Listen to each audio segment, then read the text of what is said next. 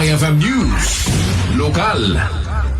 Emosyonal ken na agdawdawat titulong ti ina tinatay nga ubing nga badyaw iti Badok Ilocos Norte kuna ni Mrs. Chabelita Albani ket nasakit launay tinakem na asaan ani salbar ti anak na ditoy alinagip ti Mrs. Chabelita Albani iti kinasayaat ken kinakulit ni Miko nga anak na. Sana may tumulong po sa amin kasi may lang po kami. At saka hindi po madaling tanggapin namin na wala naman po siyang sakit. Tapos bigla po siyang namatay. Kaya yun lang po gusto namin matulungan kami kasi mahirap lang po kami.